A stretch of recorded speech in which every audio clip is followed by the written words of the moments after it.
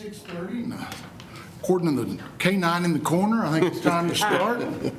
So, Summer, if you'll call our roll, we'll get our regular meeting started. Commissioner Patterson? Here. Commissioner Norwood? Here. Commissioner Baker? Here. Commissioner Roberts? Here. Commissioner Stallings? He's not back yet. Commissioner Orr? Here. Mayor Mason? Here. Okay, we have a quorum. Our invocation this evening will be by Pastor Steve Williams of the Healing is Possible Ministry, and our flag salute will be by our Assistant City Manager, Scott Morris. So if you would stand and remain standing.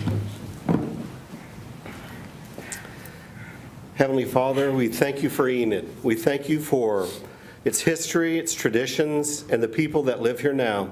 We ask in Jesus' name for your protection that you put all over this town, your angels, your glory, your presence, that you would be lifted up by all that we do and say. I pray now for this meeting that you'd give these leaders wisdom and direction as they make decisions. In Jesus' name, amen. Amen. Join me in the pledge. Pledge Allegiance to the flag of the United States of America and to the republic for which it stands, one nation, under God, indivisible, with liberty and justice for all. Thank you, and be seated.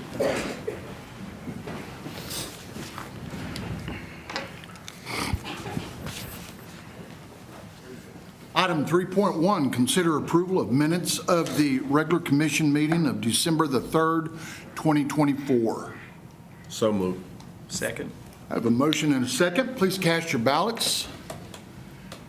That motion passes 7-0. Item number 4, awards, presentations, proclamations, and organizational business. 4.1 is our pet available for adoption at the city's Animal Welfare Department. I like Axel. That's an energetic dog. Well, we would love it if you did. So tonight I brought Axel. Axel's probably around 1 year old. He is very active pup. Does need some training on leash. He doesn't know a stranger. He absolutely wants to meet everybody. I took him down to the Christmas Critters on Saturday, and he did phenomenal with everybody. He especially loves kids. Yeah. He'll sit there and watch for all the kids, and once a group starts coming, he gets really excited. But he is a good boy. He does no sit. He's most likely potty trained. He rides really well in the car. He's very calm while riding. I'm just surprised he has not been adopted yet. He had a lot of people interested in him at the event, but nobody's came back for him. He does have all of his vaccinations up to date. His adoption is free, and he comes with a voucher to get him neutered and microchipped for free. He is in pin 19. He's dog friendly with both males and females. Not so sure how you do with cats, but he is a really good boy with a lot of potential, quick learner, very smart, very treat motivated. And he's saying, "Take me home, somebody." She's looking at you, Molly.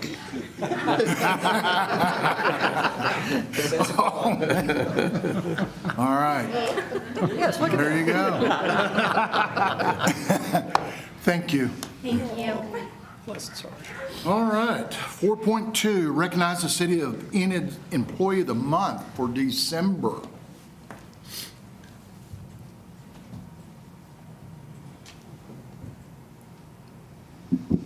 Jason, come on up, and Kamal, come on up.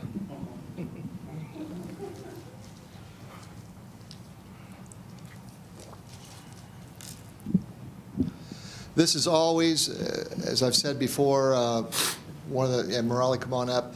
One of the best things I get to do is recognize the employees over the months and ultimately years that work here. There's about 500 in total, including everybody, public safety. And so each month, people get nominated, and then people are chosen. And it's some of them I know better than others. Kamal is one that works in this building in engineering. He is a very experienced engineer. He's very easy to get along with and gentle and calm.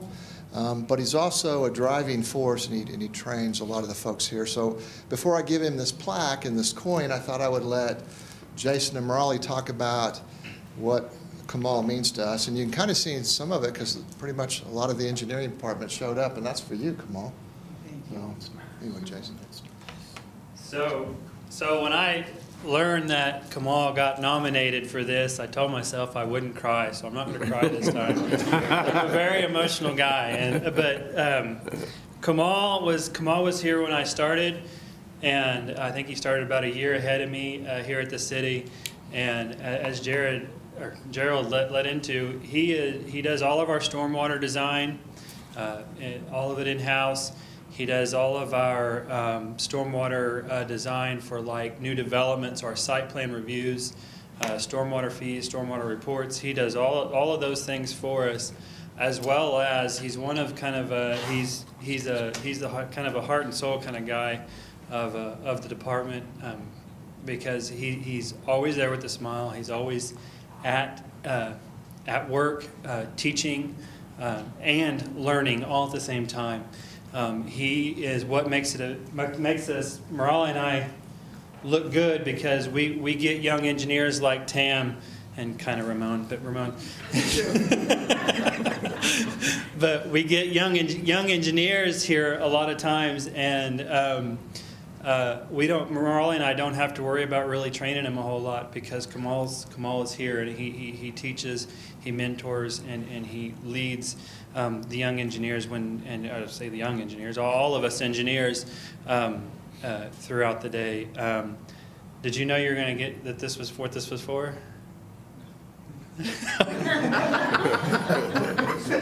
We kept it surprise. I have an idea who nominated him, and I want to thank him. Kamal is very well deserving.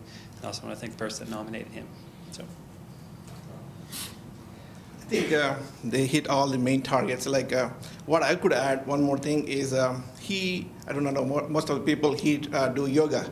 So once a week he does yoga, and in the same council chamber. So I think he used to do on Wednesdays, now he's doing Thursdays. So I think 5:30 to 6:30, and most of the days I think he's the last one to go out of the office. So he works like probably 10, 11 hours every day.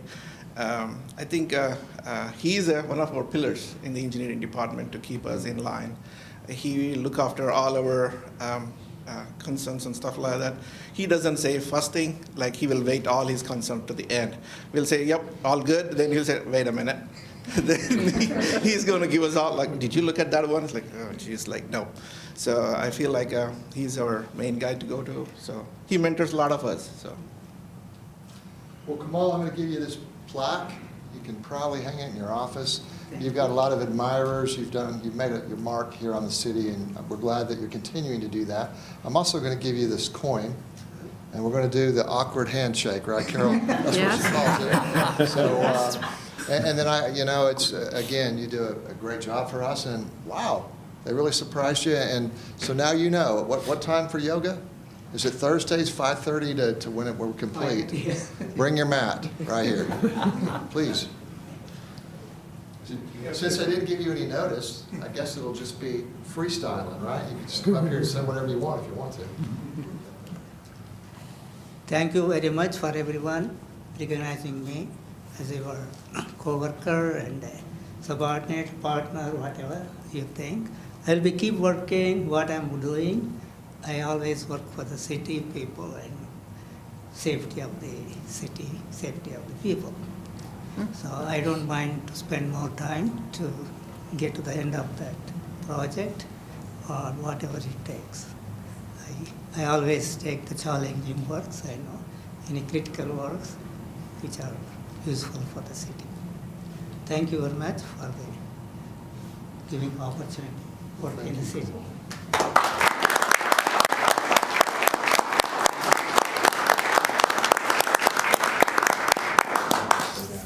Yeah. All I might have some yoga stretch pants at the house.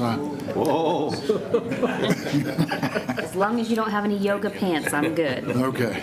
All right. 4.3, recognize the City of Enid Firefighter of the Year 2024.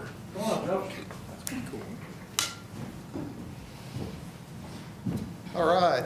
Every year for the past several years now, the Kiwanis Club of Enid has been sponsoring our Enid Firefighter of the Year.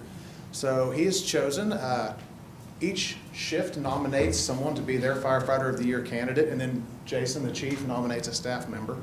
The whole department votes on it. And this year, our Firefighter of the Year is Josh Sandwig. So Josh started with us in 2009, that's right? That's right. And right away, he was getting really good reviews. He was kind of the rookie that everybody wanted on their shift. About 4 years later, he made driver, and a couple of years after that, made lieutenant. I remember thinking at the time he was a pretty young lieutenant, but really good at his job then. He got some really good reviews from his superiors saying like, he's been promoted to lieutenant and is performing very, very well as expected. His command on the fire and medical scene is very professional. Josh is respected by all the members of our shift and is looked up to by his subordinates. A couple of years ago, he made captain. And you know, these kind of reviews just keep coming in. His evaluations constantly say things like, Josh is someone our entire shift looks up to for guidance on issues and everyday questions. So while Josh is an outstanding firefighter and officer, he's also known as a kind and compassionate, patient, easygoing guy who's very easy to like, and he's strong in his faith. Not only is he a leader in our day-to-day operations, he is also our fire civil service secretary. So he is overseeing hiring and firing, disciplinary actions, and it's a big burden that's placed on him consistently. It's a big part of the job that he's taken on. And I think that's earned him a lot of respect on the department amongst the other guys, that he has voluntarily just decided he's going to take that on and be that leader. What you need to know also is that today we had a structure fire, and Josh was in there doing primary search and rescue and pulled a dog and a cat out of the house this afternoon. So, you know, all in a day's work here at the Enid Fire Department. And so we just want to say thank you, Josh. Well deserved. Thank you. All right. Appreciate it. I'm going to go ahead and give you an MVP coin because you are a most valuable player for the city and the fire department. Appreciate that. And Josh, I'll just say thank you so much. We were standing over by the door talking a while ago. These things don't just happen. You know, it's a culmination of a lot of work, a lot of effort, and that the other firemen like you speaks volumes. So I've got a mayor's coin I want to give you all. So thank you for what you do. We appreciate it, not just tonight, but every single day. Thank you. Appreciate that. All yours. Oh, man. Well, I'm not much of a public speaker, so I'll keep it short, but I do want to say thank you to the department, to all the guys. I work with a lot of great guys, so it's a pleasure. I've enjoyed every bit of it. I come to work every day. I tell everybody all the time I've never once dreaded coming into work in 15 years, and hopefully it stays that way. But no, we have a great community here that really supports us. Just about every week somebody's coming by the station bringing us goodies or something, and we do appreciate that. So I just want to say thank you to everybody, especially the guys at the fire department. So thank you guys for Thank this. you. Thank you. All right.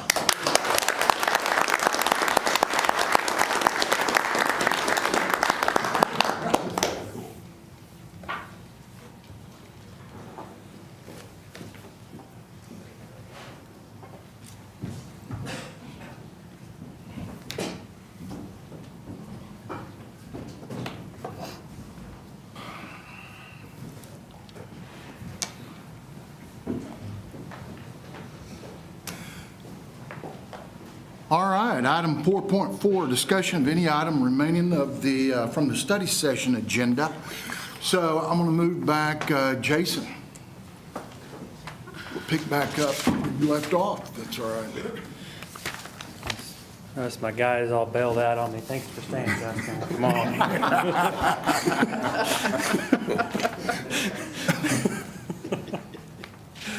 All right, so we left off at water maintenance. So we got 3 projects from this year's budget, 25 budget. The street repairs, Ringwood plant pump assembly replacement, and the replace and repair of hydrants and valves. The first project, the citywide annual maintenance. So basically what this project is a little sister to the concrete repair program. So this is basically even smaller point repairs that crews, when there was a water break, whenever our city crews made the repair to the water line, this is the contractors come in behind them and make those repairs to the concrete roads, sidewalks, and things of that nature. And then also replacement, basically just every year. It's just a maintenance thing that we do. We replace fire hydrants and valves throughout town. Just a steady project. The materials are purchased by the city guys, and then the city guys put them in. So that would be Michael Humphrey's crew over there. So. The Ringwood plant, pump assembly replacement. Morale can probably speak a little bit more in detail on this one, but this is basically the replacement of some of the pump parts out there at Ringwood. We've had the pre-design meeting, so we know what we need to do in the design of the actual materials and things that we need to make those repairs and replacements is underway. We have an idea, Morale, when that's probably going to go? I think the main concern is like the pumps are from the inception, like installed in 1980s. So like the shafts, pump shafts need to be rehabbed. So I think the motors are good in condition, just the rehab the pump shafts. So we know the manufacturer, we are going to get with the manufacturer and ship it to him, and he's going to replace them. Work done by the city guys. Yeah. Water upgrades project. So we see some more of those design-only tags on there on this one as well. One budgeted water line project that we have is East Elm between 8th and 10th Street. This survey is complete. The design is about 20%. This will include the upgrading of the existing water line. I believe it is a 6-inch, and this will be upgrading it to an 8-inch line. So all new services and things of that nature. New valves, new fire hydrants. So a small project that is going to be conducted in-house is the Meadow Lake South new water line loop that the public utilities crews will be working on.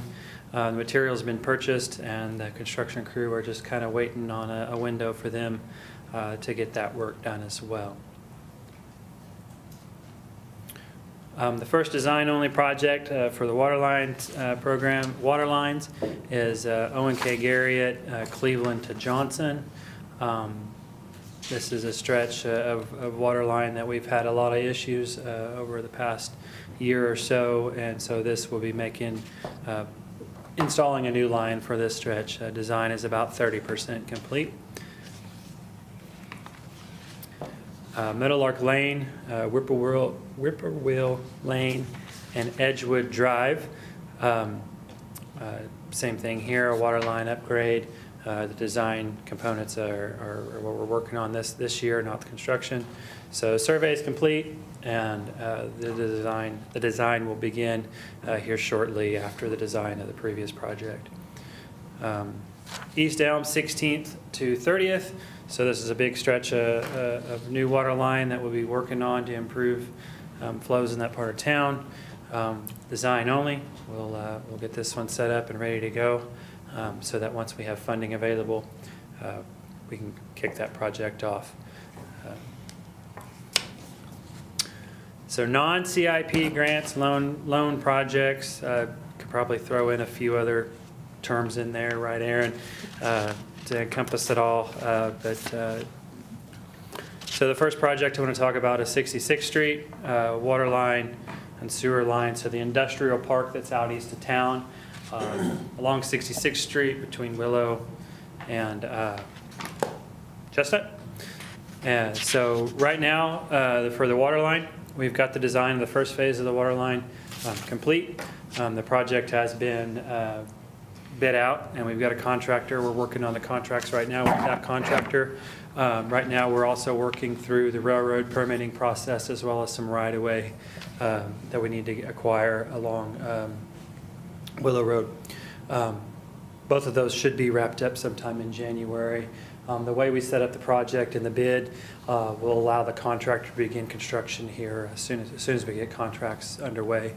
The permit and the right-of-way aren't going to slow down construction in any way. Phase 2 of the water line, the design is 100% complete. Right now, it's in DEQ's hands for permitting. So once we get the DEQ permits for that section of the water line, we'll be releasing that one for bid. And then the final phase, phase 3, is about 90% complete. We're kind of setting on go on that one to wrap that one up once we kind of see what the budgets come in on the other phases. The sewer project, 66 sewer improvements. So the design of it is 100% complete.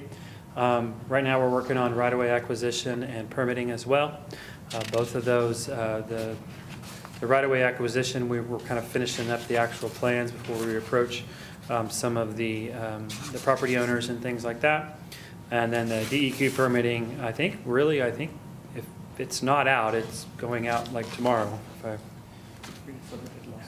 Oh, was it submitted last week? Okay, I'm sorry. I didn't realize that went through already. So it's with DEQ. So just to, I didn't include a picture on here. I apologize. I probably should have, but just to kind of talk through what each phase of this is so phase 1 of the water line basically runs from the Pleasantville Elementary School located on Willow. It runs over to 66th Street and then runs south down to Chestnut. And then from Chestnut and 66th Street, it kicks off to the west over to 54th area. It doesn't quite make it over there, but it's pretty close over there. That is phase 1, and phase 3, actually, the last leg, is what finishes, phase 3 is what finishes it off to 54th. Phase 2 will go from the intersection of Chestnut and 66, go south down to the highway, to the south side of the highway, Highway 412, and then run over to, I believe it's Kremlin Street, which is where Bruckner's is, that truck sales place that's out there. The sewer line will also run down. It'll start up there near 66 and Willow and run down 66 all the way basically down to 412, and then kick off over to 54th Street, and then continue south down to where the 54th lift station is located at Market and 54th Street. There is one leg that is included on the sewer project, somewhere in the neighborhood of half a mile, quarter mile south of Willow, in that area that where the city has purchased the property. It's going to extend out to the east to provide even more services available to that area. So we're going to get very good coverage with the sewer. I don't remember the exact basin area, but it was a very significant portion of the area that we wanted is covered. So we're pretty excited for that. But basically the majority of the projects will be looking to probably kicking off construction sometime early spring of 2025. Obviously, with some of the material items and things like that, we don't know the exact schedules on them, but we've gotten pretty good. We got a pretty good feel on it, and I think we've talked to contractors, we talked to suppliers, and so materials out there and available, and we should be ready to go. So. I wanted to follow up on this just briefly. We got a $15.8 million grant that originally was applied for through ERDA. It's coming to us through Department of Commerce, and we're going to execute all of that, right? Probably a little bit more, Aaron, just to make sure we don't leave any money on the table. And so I just wanted to point that out, and I think that, I don't know what the exact grant program, maybe it wasn't even a grant program, it was part of a program the legislature specifically approved, and specifically Senator Chuck Hall was involved in getting that approved, as with some other monies for other communities with industrial parks, because the state had a focus on developing some medium-sized industrial parks outside of the mammoth one at Mid-America. So we've been a beneficiary of that. I'm very proud of our progress. Great job engineering. I know we have, I think our deadline to complete is December of 26. Is that what we're tracking? Okay, good. So it's a fantastic project for Enid. Again, another example of the city getting funds, benefiting from funds, spending other people's money besides what the people provide for us, so. Yeah, I apologize, I didn't mention that, that's who that funded, but thank you for pointing that out. So the Ames Raw Water Transmission Project, so this project, we broke it into 2 phases. The first phase will be the creek crossings replacements, which is a stretch along the raw water line between IMO Road and Fox Drive, I think is what it is. And so basically, there's a couple creek crossings that the existing raw water line that comes from the Ames well fields is pretty shallow, exposed actually at one of the locations. So we'll be replacing those creek crossings through some large bores. Design of that's 100% complete, and construction actually kicked off last week with the first bore going in place underneath IMO Road at plant, whatever that plant is, Morelli. IMO pump station? Is it IMO pump station? Oh, gosh. Okay, the second phase of this project will be the actual slip lighting of the old line. It's an old concrete pipe. I think it was built in the 1950s or something of that nature, and so it's still doing great, still doing wonderful. It's just kind of nearing its lifespan of what it really should be. And so this project will be looking at basically slip lining the existing line with a smaller pipe. Since we can run a new line through it, we can actually get the same amount of water through the line because we can increase the pressure. And so we'll be able to push more water through. The design is basically 100% complete. We know what we want to do. We know what it needs to be done. And right now the construction is to be determined. We're looking for more money, looking for more opportunity, and some better prices, I guess would be the best way to put it. So.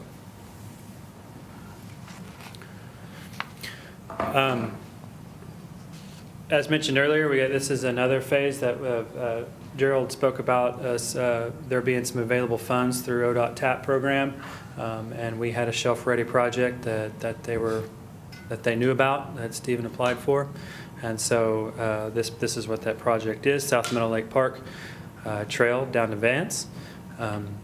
So that line design, like I said, mentioned, is 100% complete. Right now, we're getting contracts and documents and things like that in order. And so once we get that out to bid, get some numbers back, we'll be getting that under. We'll figure out when the construction will be. Pretty excited for this one. This will be a cool project. A connector type project. It's always good. Come to an end. So Cleveland Widening Project, which is underway. It started 2 weeks or 3 weeks ago, funded through ODOT Local Gov. This is a project that we've worked on for several years now. Will consist of the widening of Cleveland between the railroad tracks and Willow. Like as I mentioned earlier, construction's kicked off.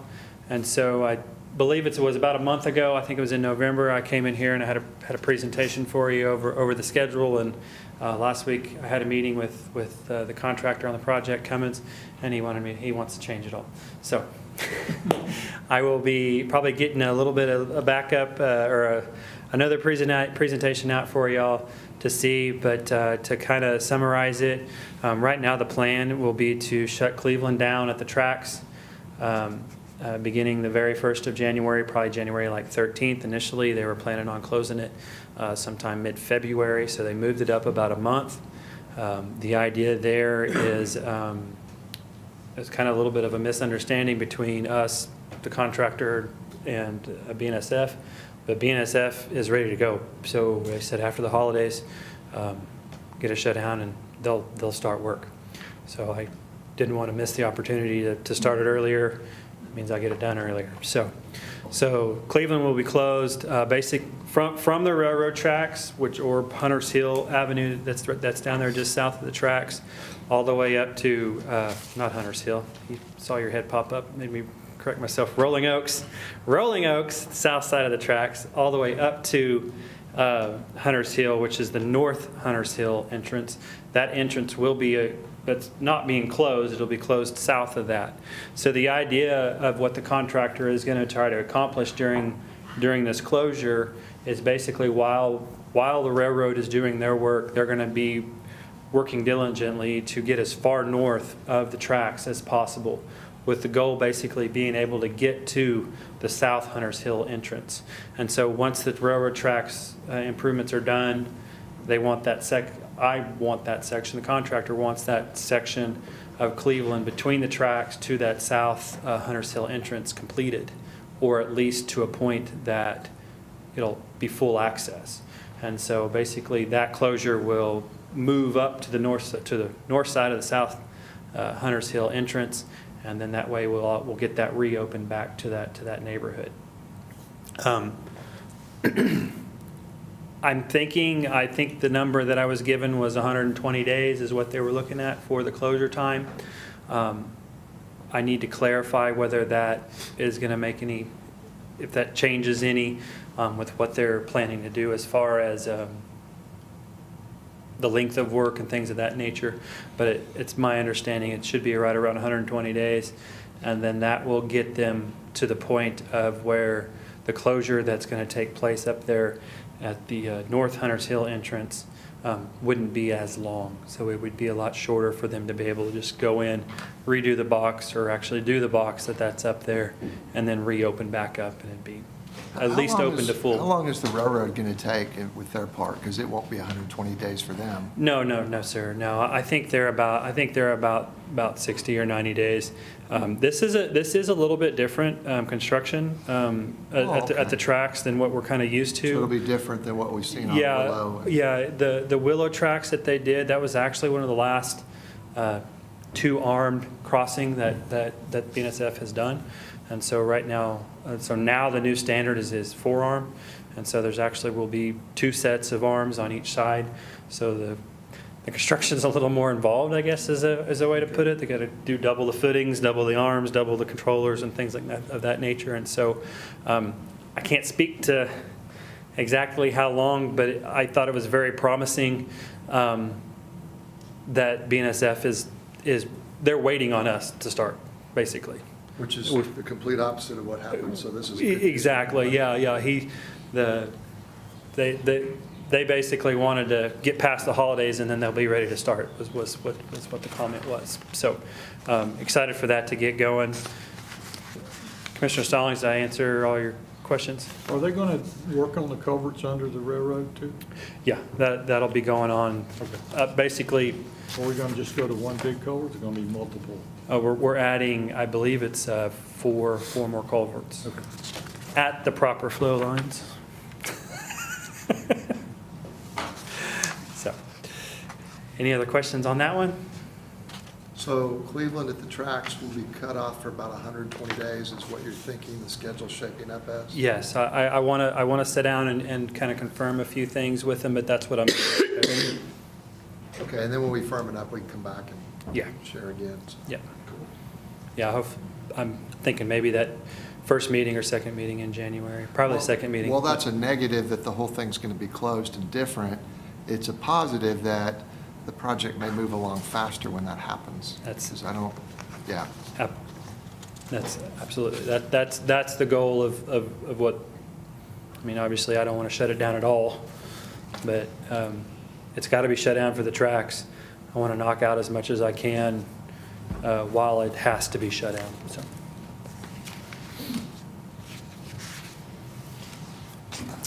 down. So a couple of future funding projects that I just want to touch on briefly is Garland Road, Gary at Randolph. This is would be similar to like what the Cleveland project is as a widening of the road and new construction of water line, which the water line's actually already completed, and then also sidewalks and trail along Garland. This is located between 412 and Randolph. Right now, the design is 100% complete, and I've gotten all of the property, the right-of-way acquisition that I needed, except for one property, in which we've been working on off and on for several months now. And so the construction of that one would be pending funding. Some options that we were looking at is possibly adding this one to the ODOT local gov type projects, and then also with us being introduced, moving into the MPO world, we're still kind of learning on what what that means to these type of projects. So looking into funding for that one. And then also included along with that same project is the Garland Road and Randolph Avenue intersection, which is just that intersection to the north of that project I just talked about. It's in the same boat. Design's 100% complete. Utilities have been relocated. I do have all the right-of-way necessary for this part of the project, and the construction would be pending funding. So, DW SRF loan program is a program that we use. I don't know if program's the right word, but it's the program that we use to construct a lot of our majority of our water lines. This is, Marley, correct me if I'm wrong, but this is kind of the one where we get a $4 million loan and we got to pay back $3 million of it. I believe this one's $6 million or something like. Oh, okay, never mind.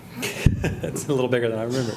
Okay, so, the next, I think, 4, 5, 6 projects that I'm going to talk about will all fall under that group. The first one will be the redo of the water line along Cherokee Avenue between the 700 and 2000 block. Basically that would include, I'm on the wrong set, Raleigh. My apologies. This is loan 7. We have this loan. Let's take a step back. This is a DWSRF loan, which we already have. The next group of projects I'm going to talk about are projects that we have designed and we've got funded, and the construction will be starting here pretty soon. So I'm sorry, I was on the wrong group. So the Cherokee water line, 700 to 2000 block. It'll be reconstruction of the installation of a new water line, 8-inch upgrade. Design's 100% complete, DEQ is complete, and this has been released to bid and awarded, not awarded yet, awarded in January, and construction will be starting in spring of 2025. Along those same lines, Loan 7 is what we refer to as 1500 to 2000 block of West Main Street, 200 block of South Hayes Street, 2100 block of West Cherokee Avenue water line reconstruction. So you can kind of see there, this is a water line that kind of wiggles along through there. Same thing, design's 100% complete. It's made it through DEQ, and it's been released for bid and be awarded here soon. The next project is East Olive, which is the 100 block to the 400 block. Design 100% complete, bids received, and construction will be in 2025. East Cottonwood Avenue, between the 100 and 200 block. Design's 100% complete, and DEQ cleared, bids received, will be construction in 2025, spring 2025. East Hickory, 100 block to 400 block. Same thing, bids have been received, and construction in 2025.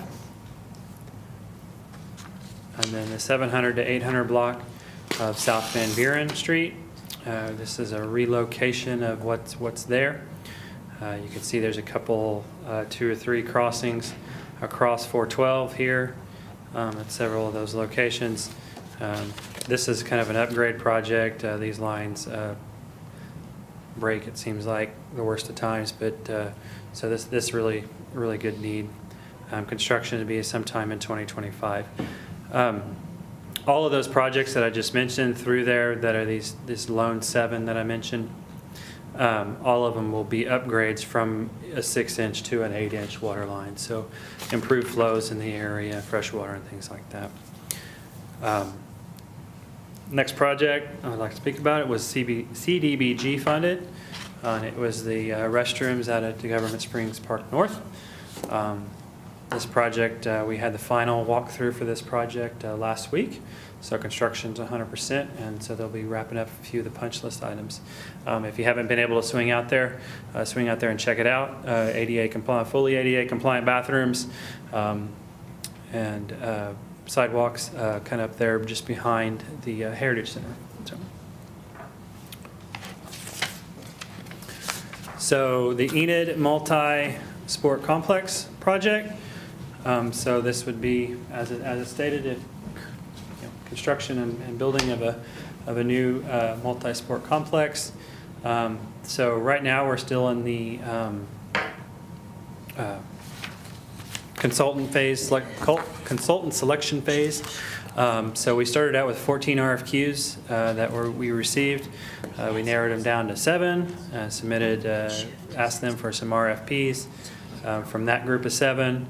And then on January 7th, you guys will be able to speak with them through a presentation that they will do at the study session on January 7th of the final 2 firms that we've narrowed it down to. And so we'll be working on scope and fee over the winter.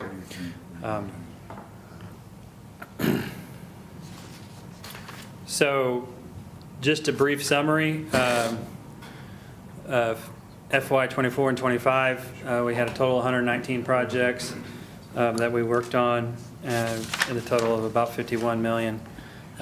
So as my team, now they're gone, except for a couple of them, we keep busy and we keep moving forward, and we're always available with anybody got any questions or anything, just to let us know. So with that, shoot away. Good job. I know that's a lot, but we've got a lot going on. I think I heard one of you guys say one time that, and I'll get the number wrong, you can feel free to correct me, but 85% of all of our infrastructure is under the ground or something like that. So there's so much stuff always going on that you can't just see. And literally millions and millions of dollars. So it's just important whenever water doesn't drain or your tap doesn't work, right? That's right. Yeah. So thank you so much. With that being said, I'm going to push the next 2 items to our next meeting. And that being said, I'm going to move on to 5.1. Under administration, consider a resolution of the Mayor and Board of Commissioners of the City of Enid, Oklahoma, naming the park located at 1211 Lookout Drive in the Brookside edition of Enid, Oklahoma as Brookside Park. And that being said, Commissioner Jansen, I know you didn't sign up, but you're on that board, I believe. Would you like to speak or say anything to us? Yes. It's not an engineering update, though, is it? No. Okay. No. And this is a cost-free project. The land for this park has been donated by the developers out there at Brookside Park. And actually, this is a park that Enid has needed for a long, long time. Brookside is a large community out there. And if you were any children in that area, you didn't have access to a park because it's too far to ride your bicycle or to walk to another park location. So this is a neighborhood park that's really been needed for a long time. And it's under construction now. We already have a basketball court built out there in the parkland. And we're going to have a playground and probably a shelter. There's going to be some practice fields built there. There's quite a bit of land area there. Mm-hmm. And it's the whole east side of the Brookside development now is going to be a park. And the access to the Lookout, you can drive down Lookout Street, dead ends there actually where the park's going to be. So the park board recommended just calling it Brookside Park. That way nobody will have trouble figuring out where it is. Good point. Very good. Where'd the land come from? The developers, Tom Rogers, and there were some other developers that have really been trying to give this land to the city for some time. And actually, it's come to the park board several times in the past. We just kind of got dropped off, and then nothing's happened. But this time, things are going to happen, and we're going to actually have a park out there. If you look at a park map from 20 years ago, it says there's a Brookside Park, but there never has really been one. There's one now. So Heirs. anyway, good. It's like the second set of heirs, not for Tom Rogers, but the other developer, he died, the wife died. Yes, McClure. The wife died, but all of the heirs got together and still want to do it, and they have given us the land. Anyway, I just wanted to mention that, and so I think, like I say, the recommendation was for Brookside Park, so that's what the park board has recommended, so thank you. Very good. Thank you. This is an action item, so this is to name that park Brookside Park. So I will look for a motion to name that park. I move that we name the park Brookside Park. Second. I have a motion and a second. Please cast your ballots. Motion passes 7-0. There you go. I'll also point out this was a project that Commissioner Saragusa had kind of spearheaded for a while, so it was very important. I'm glad to get that done. And it's done by the resolution that you're going to sign, Mayor. It's what? The resolution, we're also, by naming it, we're also approving the resolution for you to sign to create the park. Brookside Park. Okay, I understand. Item number 6, consent. I will look for a motion for our consent items. Move to approve consent items. Second. Motion and a second. Cast your ballots. Motion passes 7-0. Item number 7, recess to convene as the Enid Municipal Authority. All trustees are present for the Enid Municipal Authority regular meeting. Item 9.9, approval of claims in the amount of $269,620.25. Move to approve. Second. I have a motion and a second. Cast your ballots. Motion passes 7-0. Item number 10, adjourn to convene as the Enid Economic Development Authority. All trustees are present for the Economic Development Authority. Item 12.1, approval of the claims in the amount of $10,804. Move to approve. Second. I have a motion and a second. Please cast your ballots. Motion passes 7-0. Item number 13, adjourn to convene as the Enid Public Transportation Authority. All trustees are present of the Enid Transportation Authority. Item 15.1, approval of claims in the amount of $140,093.69. Move to approve. Second. Motion and a second. Please cast your ballots. Motion passes 7-0. Item number 16, adjourn to convene as the Enid City Commission. Item number 17, public comment. I had no one sign up for public comment. Item number 18, I will look for a motion to adjourn. So moved. Second it. I have a motion and a second. Cast your ballots. We are adjourned. All right. Merry Christmas. Merry Christmas. That one.